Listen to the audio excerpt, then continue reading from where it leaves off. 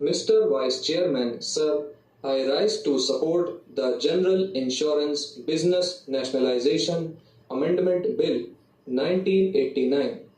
Sir, the general insurance industry is one of the profit-making enterprises in the public sector with a sizable contribution to socially oriented schemes.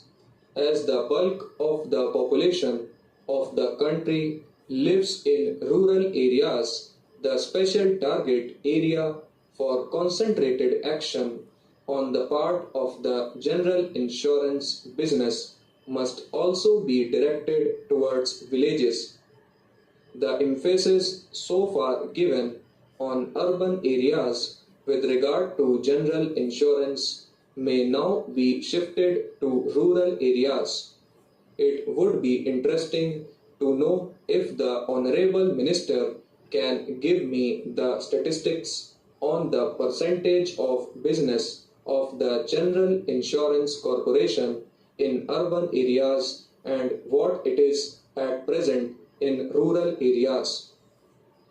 If these statistics are known, probably the government may be able to fix its attention on the rural areas also where general insurance is needed. Sir, the present ceiling of rupees 75 crores as authorized capital is now considered inadequate with the growing population and expanding business. Therefore, through this bill, it is sought to be raised to rupees 250 crores. It is an increase of rupees 175 crores. Sir, I would like to know from the Honorable Minister whether it is adequate keeping in view the anticipated growth of the income and profit of the corporation in the next 10 years.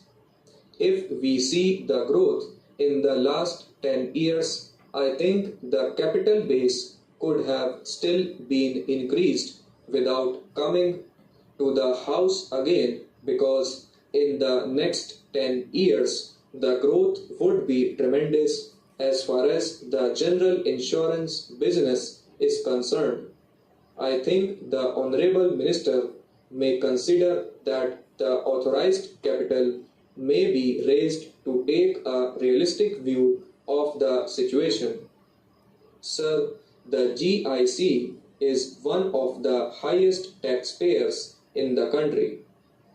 Therefore, a further increase in the authorized capital would have given further impetus to the activities of the corporation, and that is why I pleaded that the capital could have still been raised.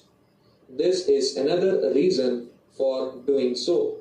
Sir, the coverage of the GIC has also to be increased so that it could serve a large number of poor and unorganized people in this country, especially the rural areas. It is this section of the people that the corporation has to look after because they are the people who require insurance cover. Schemes like insurance cover for sweepers and coolies in the railway stations